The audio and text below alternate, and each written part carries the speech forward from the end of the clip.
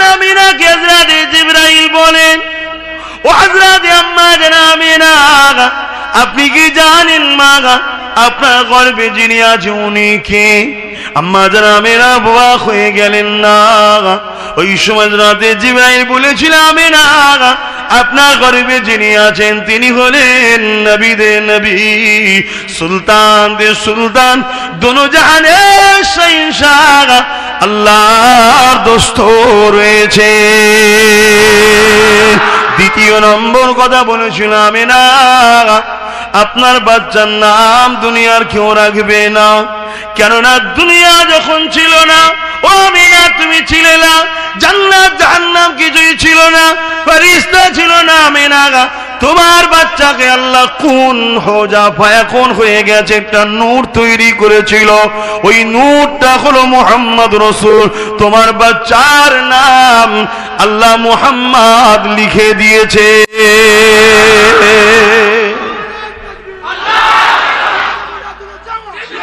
আমরা এই মাসে কি বলি? এই মাসে আমরা নবীর প্রেমিক গুলোকে শোনাই, তোমার আমার ঘরে বাচ্চা তো দুনিয়া জমিনে এসেছে, তোমার আমার ঘরের বাচ্চারা শিশু বেলাতে কাপড়ে ইস্তেঞ্জা করে, পায়খানা করে, কিন্তু আমার দয়া নবী শিশু বেলা থেকে কোনোদিন কাপুরে কোনোদিন তিনার প্রয়োজনীয় কাজ করেনি, পিশাব পায়খানা করেনি।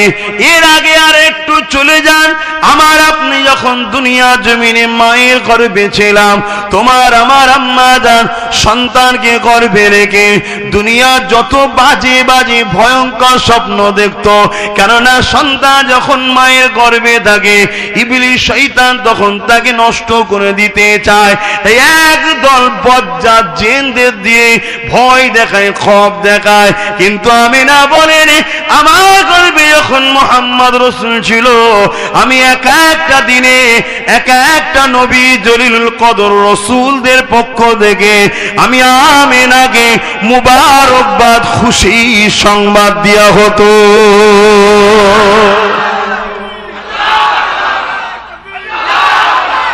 তা বাচ্চা হিসাবে আমার নবী কি কোনো বাচ্চার মতো? বলুন বলুন বলুন বলুন বলুন। যে আমার বাচ্চাও বেগুনা, রসুলও বেগুনা? না, আমার বাচ্চা বেগুনা ঠিক কথা, কিন্তু মাসুম নয়। মুহাম্মদ রসুল শুধু বেগুনা নয়, মাসুম। জোরে বলুন সুবহান। কোন বাচ্চাকে মাসুম বলবেন না, বাচ্চারা মাসুম নয়, বেগুনা। মাসুম একমাত্র নবীরা, যাদের গুনার পার্সটা নাই তাদেরকে বলা হয় মাসুম। জোরে বলুন সুবহানাল্লাহ। কিন্তু আমরা সমাজে বাচ্চাদের ঘরে মাসুম বলি না, মাসুম বাচ্চারা নয়, বাচ্চাদের গুনার পার্স আছে, বড় হলে গুনাহ করবে, ওখানে দাগ পড়া শুরু হবে। নবীদের ওইটাই নাই, একটা পার্স ছাড়া তারা এসছে, একটা কম আছে তাদের। কথা বুঝছেন না বোঝেন না? কি কম? গুনার পার্সটাই তাদের নেই, ওই আয়নাটাই নেই যেখানে দাগ পড়বে। কেন? তারা আল্লাহর পক্ষ থেকে সিলেক্টেড যে এরা জীবনে দুনিয়ায় গিয়ে গুনাহ করবে না। জোরে বলুন সুবহান।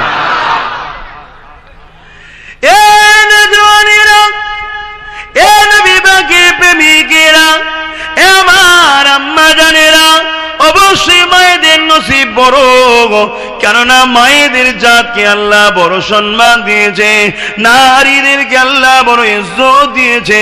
যেদিন পৃথিবীর জমিনে এক আল্লাহকে যারা মানত না, তারা নারীগুলোকে বাজারে বিক্রি করত, জেন্ত জেন্ত পুঁতে দিত। আমার রাসূল এসে তাদেরকে সম্মান দিয়েছে, কত সম্মান দিয়েছে। নারীদেরকে জানিয়ে দিয়েছে, নারীর বাপগুলোকে জানিয়েছে, এ নারীর বাপেরা নারীগুলোকে হত্যা করে দিও না। আমি মুহাম্মদ জানিয়ে দিই, কারো ঘরে প্রথম পুত্র সন্তান হলে জান্নাতের সংবাদ পাই কি জানি বলতে আসি না, কিন্তু আমি নবী বলি যার ঘরে প্রথম নারী সন্তান হয়, এর মানে ওই বাপকে আল্লাহ জান্নাতে সংবাদ দেয়। আল্লাহ নবী আরো জানিয়ে দিলেন, এ দুনিয়ার পুরুষরা বাপেরা যাদের ঘরে একটা দুটো তিনটে নারী হবে তাদের জন্য কোন সৌভাগ্য। শোনো, কারো ঘরে 50টা পুরুষ সন্তান হলে সে জান্নাতে যাবে কি যাবে না ও সংবাদ আমি দিতে আসি না, তবে আমি জানিয়ে দিই, মহান আল্লাহ জানিয়ে দিয়েছে কারো ঘরে যদি পর পর 3টে নারী সন্তান হয়, এই 3 নারী সন্তান বাবা আর আমি রাসূলুল্লাহ আল্লাহর জান্নাতে পাশাপাশি থাকবো। কি গো, ইসলাম নারীদের সম্মান দেয়নি? এই সম্মান পছন্দ হচ্ছে না? কি দিলে খুশি হবেন? আর্ধেক রাত্রিরে বার থেকে মেয়ে আসবে, বাপ কিছু বলবে না, এতে খুশি? তাই তো প্রতিদিন পেপার খুললে নারী ধর্ষণ আর মার্ডার পাওয়া যায়। কিন্তু মদিনাওয়ালার মদিনাতে এমন সিস্টেম শিখিয়ে গেছে, আজ পর্যন্ত কোনো নারী ধর্ষণও হয়নি, মার খুনও হয়নি, কোনো নারী জেনাও করে না। জোরে বলুন সুবহানাল্লাহ। ওহ, মাঝে মাঝে তো ভাবি, মালিক তোমার কত সবর, আমরা কত বদমাইশি করি তাও তুমি আমাদেরকে খাওয়াও। আল্লাহু আকবার। আমরা কত তোমার থেকে দূরে থাকি তাও তুমি আমাদেরকে ভালোবেসে সুস্থ রাখো, ভালো রাখো। যখনই খিদে লাগে তোমায় বলি তুমি খাওয়ার ব্যবস্থা করে দাও। এই অসুবিধা হচ্ছে? পিছনে রোদে কষ্ট হচ্ছে না কি রে বাবা? এ রোদ তো কিছু নয় রে বাবা, ময়দানে মাশরে আল্লাহু আকবার কি হবে।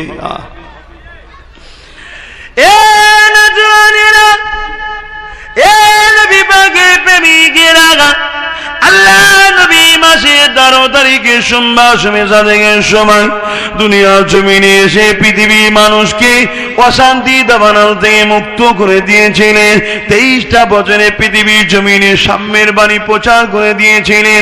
এমন কোন দেশ ছিল না যেখানে মুহাম্মদ রাসূলের বাণী পৌঁছে যায়নি। এ যুবকেরা, এ নবী পাকের প্রেমিকেরা, সেদিন আমার নবীর বিরোধী করেছিল কারা? যারা মা বাপকে জুলুম করতে পছন্দ করে তারা। আজকে আমার নবীর বিরোধী করে কারা? যারা মা বাপকে বৃদ্ধাশ্রমে রাখতে পছন্দ করে তারা। সেদিন কারা নবীর বিরোধী করেছিল? যারা নারীদের শোষণ করা পছন্দ করে। আজকে আমার নবীর বিরোধী করে কারা? যারা বিবি ছেড়ে দিয়ে বাড়ি গিয়ে পরনারী নিয়ে মজা ফুর্তি করে তারা। সেদিন আমার নবীর বিরোধী করেছিল কারা? যারা গরিবকে শোষণ করে তারা। আজকে আমার নবীর বিরোধী করছে কারা? যারা গরিবদের করে হত্যা করা পছন্দ করে তারা। মিলিয়ে দেখে দিন, সেদিন যারা মানবরূপী পশু ছিল তারাই নবীর বিরোধী করেছিল। আজকে দিনও নবীর বিরোধী কেউ যদি করে, এরাও মানবরূপী পশু ছাড়া আর কিছুই নয়। কিন্তু আমি যে কথা বলতে লেগেছি, আমার নবী দুনিয়ার জমিনে আসবে। আর এমন করে এসেছিলেন যখন আম্মা জান আমেনা বলতে লেগেছে, আমার বাচ্চা যখন 6 মাস পেটের মধ্যে রয়েছে, আমার মন করে স্বামী আব্দুল্লাহ ইন্তেকাল হয়ে গেল, আমি বাচ্চাকে নিয়ে বড় একা হয়ে গেলাম, আমার গর্ভের মধ্যে রয়েছে বাচ্চা। কিন্তু এটা আখেরি নবী হবে আমি আমেনা জানতাম না।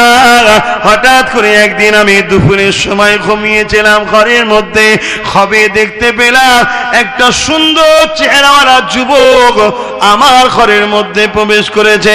আমি আমেনা ওই যুবককে ঘুমের মধ্যে দেখে ঘাবড়ে গেলাম, আমার ঘাবড়ানোতে ঘুমটাও ভেঙে গেল। আমি দেখতে লাগলাম, যাকে খবে দেখতে লেগেছি বড় আদবের সঙ্গে আমি আমেনা আমার ঘরে পায়ের দিকে দাঁড়িয়ে রয়েছে। আমি যুবককে দেখে ঘাবড়ে গেলাম। ওই যুবক আমাকে মা বলে ডাক দিল। মনের মধ্যে একটু শান্ত হলো, ভয়টা কম লাগলো, কেন মা বলে ডেকেছে। কে আপনি? ওই যুবক বলেছিল, মা ঘাবড়াবেন না মা, আমি দুনিয়ার কোনো পুরুষ নয়, পুরুষের সুরাত ধরে এসেছি। আমি হলাম আল্লাহ পাকের ফেরেশতা হযরতে জিবরাইল।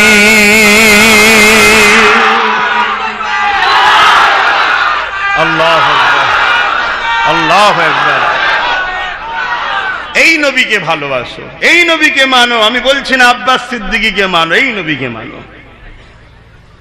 তোমার চলনে এই নবী যেন থাকে, তোমার সংসারে যেন এই নবী থাকে, তোমার ব্যবসাতে যেন এই নবী থাকে, তোমার কারবারে যেন এই নবী থাকে, তোমার রাষ্ট্রপ্রেমেও যেন এই নবী থাকে, তোমার নামাজে এই নবী থাকে, তোমার রোজায় এই নবী থাকে, তোমার হজেতে এই নবী থাকে। অর্থাৎ নবী যেভাবে করেছে বা করতে বলেছে সেইভাবে করো, অন্য কেউ নয়। আর মনে রেখে দিও, 200 বছরের ইতিহাসে রাসূলকে হুবাহু ফলো করেছিলেন একজন, এরকম মানুষ দ্বিতীয় আসেনে। 200 বছরের ইতিহাসে দ্বিতীয় আসেনে। তিনি হলেন শেখ ফুরফুরা শরীফের আবু বকর সিদ্দিক মুজাদ্দিদ জামান। জোরে বলুন সুবহানাল্লাহ।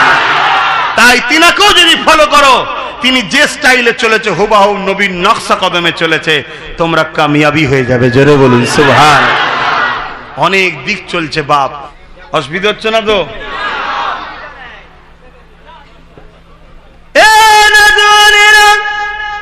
আল্লাহ নবী আম্মা জান হযরত আমিনা বলেন, আমি অবাক হয়ে জিবরাইলকে জিজ্ঞাসা করি কি খবর, কেননা আসমানি কিতাব পড়েছেন আম্মা জান।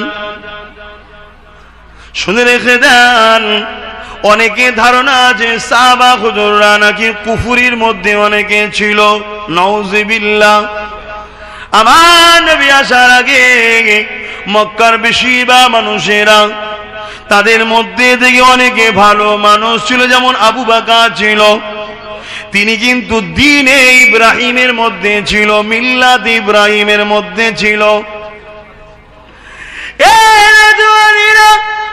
আম্মা জান আমিনাকে হযরত জিবরাইল বলেন, ও হযরত আম্মা জান আমিনা, আপনি কি জানেন মা আপনার গর্ভে যিনি আছে উনি কে? আম্মা জান আমিনা অবাক হয়ে গেলেন। না, ওই সময় হযরত জিবরাইল বলেছিল, আমিনা আপনার গর্ভে যিনি আছেন তিনি হলেন নবীদের নবী, সুলতানদের সুলতান, দোনো জাহানের শাহনশাহ, আল্লাহর দোস্ত রয়েছে।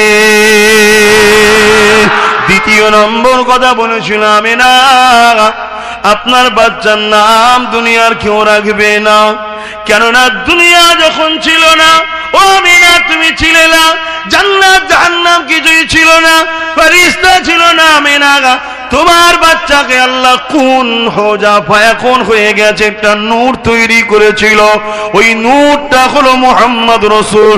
তোমার বাচ্চার নাম আল্লাহ মুহাম্মদ লিখে দিয়েছে।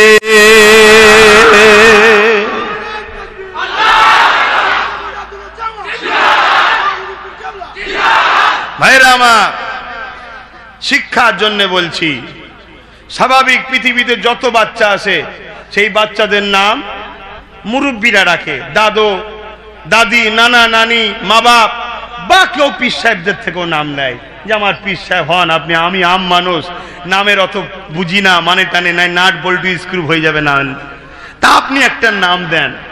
অনেকে বলে আমরা দিই, কিন্তু আমার রসুলের পাকের নাম আল্লাহ রাখছে কেন? কি গো, আমার রসুলের নাম আল্লাহ রাখছে কেন? যদি বলেন ভালোবাসে, তো ভালোবাসে তো জান্নাত থেকে মানুষ করে বড় করে তো পাঠাতে পারতেন। আল্লাহ তো পারে, পারে না? পারে না। বিনা বাপ মাতেও আল্লাহ মানুষ তৈরি করেছে না করেনি? নাম তেনার হযরতে আব্বাজান আদম আলাইহিস সালাম। আবার মা ছাড়া, মহিলা ছাড়াও আল্লাহ সৃষ্টি করেছে না করেনি? নাম হযরতে আম্মাজান হাওয়া আলাইহিমুস সালাম। আবার পুরুষ ছাড়া শুধু নারী থেকেও আল্লাহ সৃষ্টি করেছে না করেনি? নাম আম্মাজান মারিয়াম, সন্তান হযরতে নবী ঈসা আলাইহিমুস সালাম। কথা বুঝে আসছে? সেই আল্লাহ তিনার দোস্তকে তিনার কুদরতি ক্ষমতায় দুনিয়ার বুকে জান্নাত থেকে স্পেশাল পাঠাতে পারতেন না? পারতেন না। কেন পাঠাননি? অনেক হিকমত আছে। দুনিয়ার লোক বলতো হয় উনি জিন নাই, ফেরেশতা নাই, আল্লাহর সন্তান, নানান রকম কথা মিথ্যা মিথ্যা প্রচার শুরু করতে, বলতো নাউজুবিল্লাহ। যেমন ঈসা আলাইহিস সালামের বিষয়ে বলেছিল, ঠিক না বেঠিক গো? এই জন্য আমার আল্লাহ মানুষকে হিদায়াতের জন্য তিনাকে মানুষেরই গর্বে দুনিয়াবি সিস্টেম দ্বারা আল্লাহ পাঠাচ্ছেন। কথা বুঝে আসছে না? নয়, যাতে আব্দুল্লাহর ঘরে, আমিনার ঘরে যায়, মানুষ দেখবে সব, তো তখন তারা ভাববে বেশাক একটা মানুষ, তখন তার কাছে মানুষ আসবে। আর না হয় ঐশী ভাবে যদি যায়, দুধ থাকবে, ভয় খাবে, অনেক কিছু ব্যাপার হবে। কথা বুঝে আসছে না? নয়, বেশাক এর থেকে ভালো আল্লাহ জানে। জোরে বলুন সুবহানাল্লাহ। সিস্টেম আল্লাহর মেনে নিয়েছি আমরা, ঠিক না বেঠিক? কিন্তু আমি যেটা বলতে চাইছি, নবী পাকের নাম আল্লাহ রাখছেন কেন? জি, আপনারা বলবেন না আমি বলবো? জি জি জি। আহা, মালিক কতটা দয়া করেছেন আমার নবীর ওপরে। কেন? আমার আল্লাহ জানে আমার হাবিব যখন যাবে, আবু জেহেল বলে একটা শয়তান থাকবে, আমার নবীকে অনেক কষ্ট দেবে। উদবা থাকবে, সাইবা থাকবে, আবুল আহাব থাকবে, আর দুনিয়ার শেষ দিন পর্যন্ত এই শয়তানের চালাগুলো আমার হাবিবকে অনেক কষ্ট দেবে, অনেক সমালোচনা করবে। তাই আমার আল্লাহ নবী প্রেমিক গুলোকে সান্ত্বনা দিচ্ছে, দেখ ওরা নবীর বিরোধী করলো, কত বড় মুনাফিক তোরা দেখ, আবার আমার মোহাম্মদকে চুমা দেয় ওরা। জোরে বলুন সুবহানাল্লাহ। যদি বলেন কেমন করে, আপনারা সকলে বলুন মোহাম্মদ।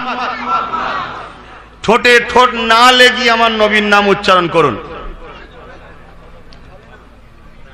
আল্লাহ ঠোঁটে ঠোঁট লাগাতে হয় না, কেন আল্লাহ জানে আমাকে নিয়ে ইখতিলাফ নয়, সে যে ধর্মেরই হোক সবাই মানে এক মালিক, ঠিক না ঠিক? সবাই মানে এক মালিক, দুটো মালিক কেউ বলেন একজনই, কথা বুঝে আসছে? তা আমাকে নিয়ে ইখতিলাফ নেই, ইখতিলাফ করবে কিছু শয়তানের চালারা আমার হাবিবকে নিয়ে। কেন আমার হাবিব একদম ডাইরেক্ট ওদের কাছে গিয়ে আমাদের কাছে ধরে আনবে, আমার রাস্তায় নিয়ে আসবে। তাই যত ঝড় ঝাপটা আমার হাবিবের উপরে দেবে ওরা। তাই আমার হাবিবকে যারা ভালোবাসে তারা তো চুমা দেয়, দুশ্মন যারা তাদেরকেও চুমা দিতে হবে আমার হাবিবের নামে বাধ্য করে দেবো। জোরে বলুন সুবহানাল্লাহ। তাই হাবিবের নামটা এমন রাখলো মোহাম্মদ, চুমা না দিয়ে ডাকা যাবে না। জোরে বলুন সুবহানাল্লাহ। সমালোচনা করার আগেও চুমা দিবি, আর ভালো যে বাসে সে তো চুমা সব সময় দিতে চাই, তার কদমে, তার জুতোতে, তার ধুলোতে চুমা দিতে চাই। জোরে বলুন সুবহানাল্লাহ। কিন্তু যারা শয়তান তাদেরকেও চুমা দিতে হয়। জোরে বলুন সুবহানাল্লাহ। আরো জোরে বলুন আল্লাহু আকবার, আল্লাহু আকবার। আহা কিন্দা কি নেতা আমরা পেয়েছি, কি নেতা পেয়েছি! কিয়ামতের দিন সব বেটা ঠান্ডা হয়ে যাবে, কিয়ামতের দিন সব ঠান্ডা। আর ওই দিনেতে নবী আলাইহিস সালামরা তিনারাও নফসি নফসি করবে, আর বাকি যারা দুনিয়ার বদমাইশ আগুন আছে তারা তো এমনি সব ঠান্ডা। নবী আলাইহিস সালামরাও নফসি নফসি করবে, কিন্তু এমন নেতা পেয়েছি সেদিন বলবে আল্লাহ আমার উম্মত উম্মতিদেরকে বাঁচান। জোরে বলুন সুবহানাল্লাহ। এই মাসে সেই নেতা এসেছিলেন, এই মাসে সেই নেতা এসেছিলেন। তাই যতদিন সূর্য থাকবে, যতদিন চাঁদ থাকবে, একজন হলো এই জমিনে মোহাম্মদ রসুলের ছোটবেলার আলোচনা করবে, ততদিন থাকবে। যেদিন একজনও থাকবে না সেদিন আল্লাহ সূর্য চাঁদ কিছুই রাখবে না। কেন? সব বানিয়েছে তো তিনার জন্যে। তাই আমরা সেই নেতাকে ভালোবাসি, প্যার করি, তার কথা শুনে আমরা খুশি হই, খুশি হয়ে বলি আল্লাহু আকবার। তার মানে আল্লাহ তিনি যিনি সব থেকে মহান। জোরে বলুন সুবহানাল্লাহ। কি বলতে চাই আমরা? যোগো আল্লাহ তুমি কত মহান, তুমি এমন মহান বানালে, তোমার বানানো যদি এত মহান হয় তাহলে মালিক তুমি কত মহান। জোরে বলুন সুবহানাল্লাহ। তাই আমরা বলি রসুলের কথা শুনে খুশি হয়ে আল্লাহু আকবার, যে তোমার বানানোটা কত মহান, তাহলে তুমি কত মহান। আহা, আম্মা জানামেনা বলেন দুনিয়া জমিনে আমার বাচ্চা আসবে, গর্ভে আমার বাচ্চা তখন ছিল, আমি আমিনা যেখানে যেতাম, যে ঘরে যেতাম, আমার ঘরগুলো, আমার আশপাশগুলো খুশবু আর খুশবু হয়ে যেত। এলাকার মহিলারা বলতে লাগে আমিনা কি এমন খুশবু মাকে, এই খুশবু তো এলাকার কোন জায়গাতে আছে বলে আমরা জানি না। আম্মা জানা মেনার পরিবারের যারা কন্যা নারী সদস্য ছিল তিনারাও অবাক হয়ে যায়, আমিনা কি এমন খুশবু মাকে যার খুশবুতে এলাকা ঘর বাড়িগুলো ভরপুর হয়ে যায়। এমনকি হাম্মামে যখন ঢুকতেন, গোসল করে যখন বাহির হতেন, তারপরে যে গোসলখানায় ঢুকত তিনি ভাবত আমি কোন আতরের গোডাউনের মধ্যে যেন ঢুকে গেছি, এত খুশবু। আর এই খুশবু দুনিয়ার কোন জায়গায় পাওয়া যায়নি। এই আম্মা জান আমিনাকে তিনার শাশুড়ি আম্মা জিজ্ঞাসা করে, এ মা আমিনা কি এত তুমি মাখো, তুমি এমনি স্বামী হারা, কি এত তুমি মাখো, এই আতর এত খুশবু কোথা থেকে আসে? আম্মা আমিনা নিজে থুতুটা ফেলে দিয়ে বললেন, মা শুধু শরীর থেকে নয় মা, ওই থুতু থেকে খুশবু বাহির হয়। এই খুশবু আমিনার নয় মা, এই খুশবুটা হলো পেটে যেটা আছে ওটা।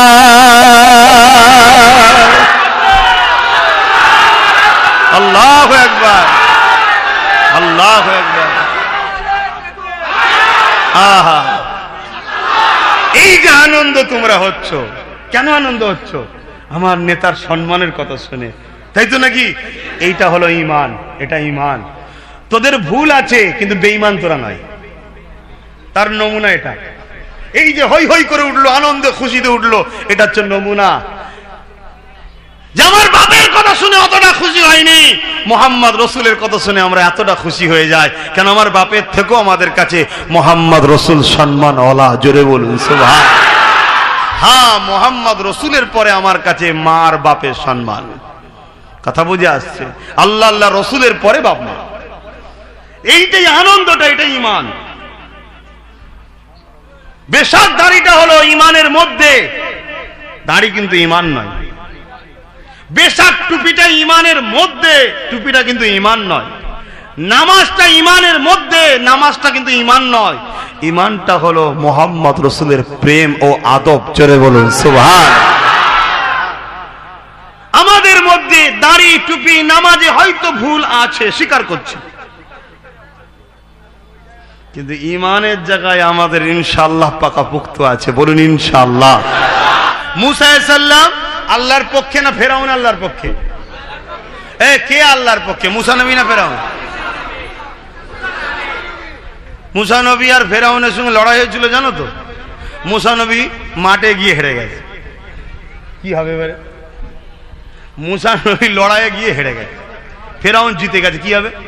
মুসা নবী তুর পাহাড়ে গেছে, আল্লাহ কি হলো? তুমি তো আমার দিকে, আমি হেরে যাই কি করে? কথা ঠিকই। আল্লাহ বলছে ঠিক আছে মুসা যা। পরের দিন আবার গিয়ে আবার হেরে গেছে। মুসা নবী তো খুব জেদি নবী ছিলেন, কথা বুঝে আসছে না? আবার গেছে, আল্লাহ কি হলো? আল্লাহ বলছে ঠিক আছে জানা হয়ে যাবে। আবার গিয়ে হেরে গেছে। চতুর্থ দিন এবার ধরেছে মজবুত করে, আল্লাহ আমি আজ যাব না, তোমাকে বলতে হবে রহস্য কি। কেন তুমি হেরে যাবে মানে আমি মানে তো তোমার দিকে রে বাবা, তুমি হেরে যাবে এটা হয় কখনো? এই কথা ঠিক না বেঠি? খালিদ বিন ওয়ালিদ নাম শুনেছেন না? যখন তিনি মৃত্যুর বিছানায় শুয়ে আছেন, তিনার স্ত্রীকে বলছে আমার একটা আফসোস রয়ে গেল, কি? আমি শহীদ হতে পারলাম না।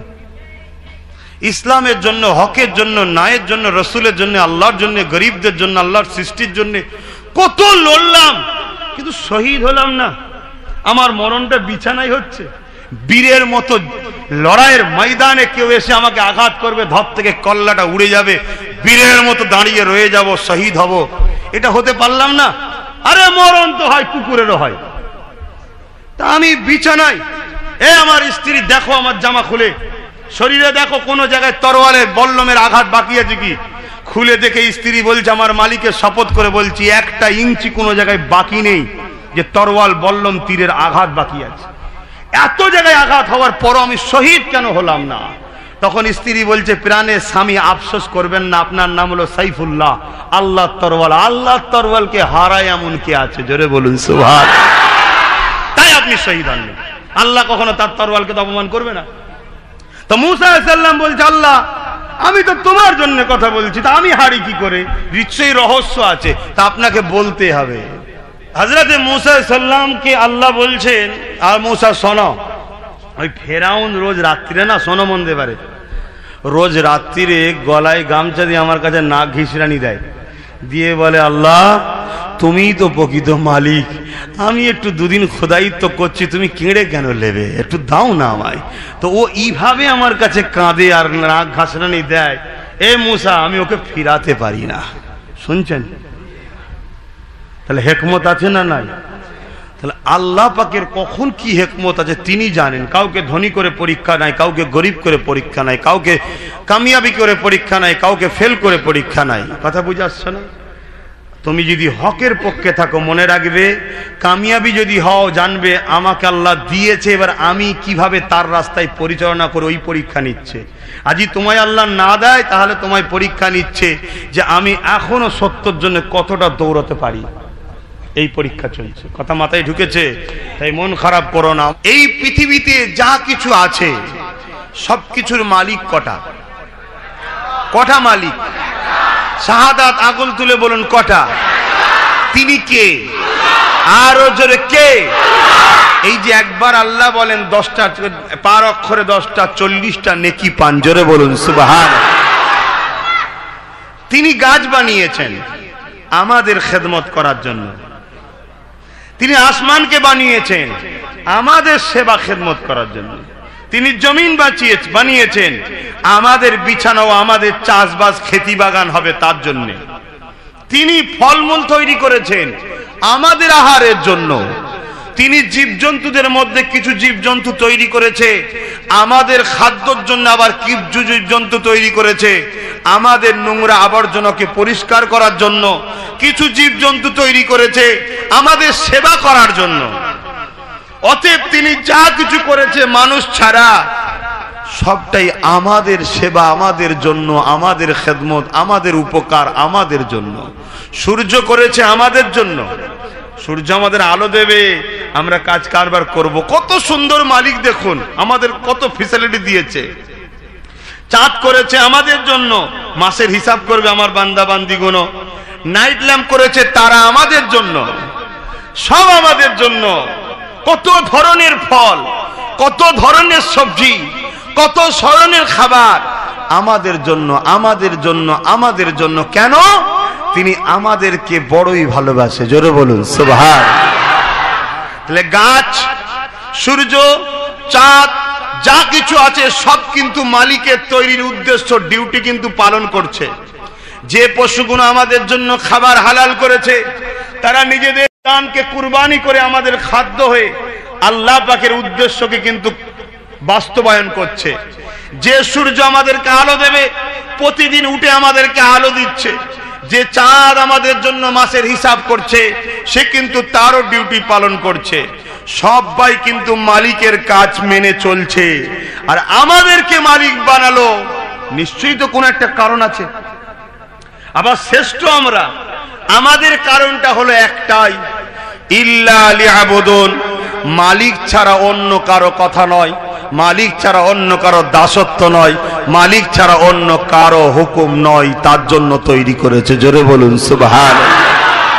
তোরা আমার জমিনে থাকবি, আমার কথা মতো চলবি, আমার আসমানের তলায় থাকবি, আমার কথা মতো চলবি, আমার দিয়া রেজেক খাবি, আমার শুকরিয়া আদায় করবি, আমার দিয়া নিঃশ্বাস নিয়েছিস, আমার মতো চলবি, আমার দিয়া হাত দিয়ে আমার দিনের কাজ করবি, আমার দিয়া পা দিয়ে আমার কথা মতো চলবি, আমার দিয়া চোখ দিয়ে আমার পছন্দ দেখা দেখবি, আমার দিয়া কান দিয়ে আমার কথা শুনবি, আমার দিয়া জবানে আমার পক্ষে কথা বলবি, আমার দিয়া জিন্দেগিটা আমার রাস্তায় চালাবি। যদি চালাস, বীজখানে একবার মত আবার দেবো, রুকে কবজ করব, আবার তোদেরকে তুলবো, সুম্মা নুফিকা উখরা ফাইজাহুম কিয়ামু ইয়ানজিরুন ময়দানে মাশরে, সেদিন আবার তোদের শরীরে রুকে দিয়ে দেবো, শরীরকে সুন্দর করে আবার তৈরি করব। যদি দুনিয়ায় 50-60 বছর আমার আমার আমার মতো চলতে পারিস, তাহলে তোদেরকে একটা পুরস্কার দেবো, যে পুরস্কারটা এক একটা পৃথিবীর মতো বড় একটা করে জান্নাত দেবো। জোরে বলুন সুবহানাল্লাহ। এখন কারো মাথায় ঢুকতে পারে এই পৃথিবীর মতো এত বড় একটা জান্নাত যদি হয়, এত মানুষ সবাই জান্নাত হলে এত জায়গা আছে কোথায়? শোনো শোনো, এই পৃথিবীটা প্রথম আসমানের কাছে একটা ফুটবলের নাই ছোট। বলুন আল্লাহু আকবার।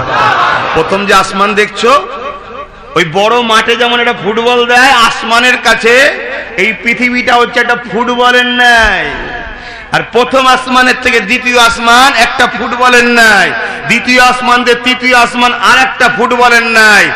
আমার আল্লাহর এরকম কোটি কোটি গ্যালাক্সি আছে যেখানে জায়গার অভাব নাই। জোরে বলুন সুবহানাল্লাহ।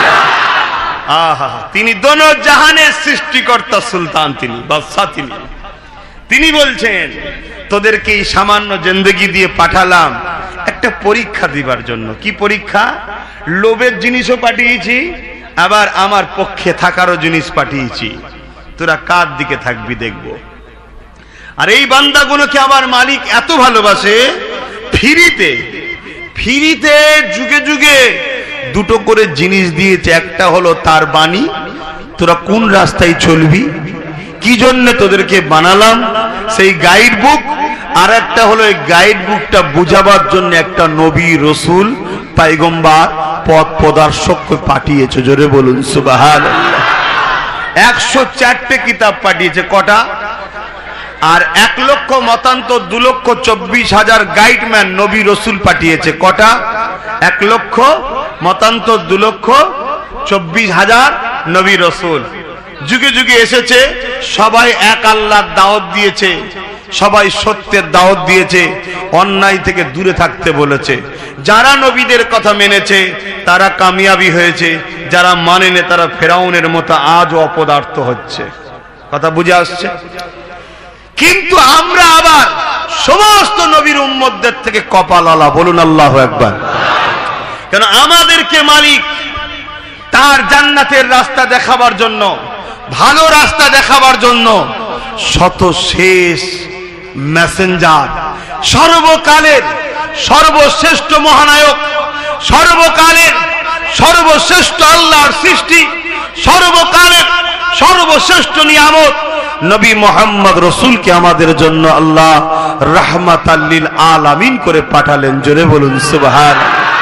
এবং আমরা এমন একটা সিলেবাস পেয়েছি, এমন একটা কিতাব পেয়েছি, যে কিতাবটা হলো যত আসমানি কিতাব এসেছে তারও শেষ এবং সর্বশেষ শ্রেষ্ঠত্ব এবং সর্বশেষ চূড়ান্ত ফাইসাল্লাহ, সেটা হলো কোরআন শরীফ। জোরে বলুন সুবহানাল্লাহ। কোরআন শরীফ পেয়েছি আমরা রমজান মাসে, আর শিক্ষকটাকে পেয়েছি আমরা এই মাসে। জোরে বলুন সুবহানাল্লাহ। তাই কোরআন পেয়ে রমজান মাস আমাদের কাছে নিয়ামত, আর শিক্ষক পেয়ে 12 রবিউল আউয়ালটাও বা এই মাসটাও আমাদের কাছে নিয়ামত। জোরে বলুন সুবহানাল্লাহ।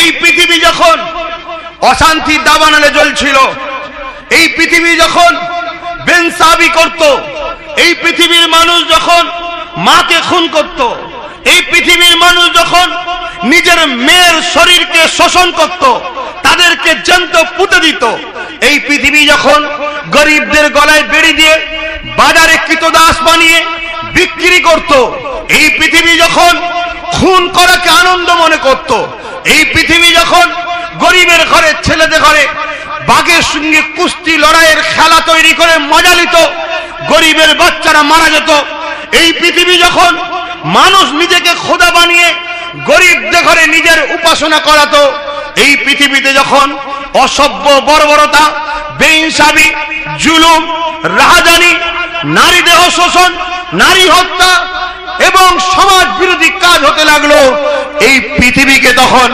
মানুষগুলোকে মহান স্রষ্টা কেন বানিয়েছে সেই রাস্তা শিখাবে বলে এবং মহান স্রষ্টার সঙ্গে সম্পর্ক জুড়ে দেবে বলে, পৃথিবীকে শান্তি সমাজ গড়বে বলে মহান স্রষ্টা সর্বকালে সর্বশ্রেষ্ঠ রহমাতাল লিল আলামিনকে আমাদের কাছে দয়া রহমত করে পাঠালেন। জোরে বলুন সুবহানাল্লাহ।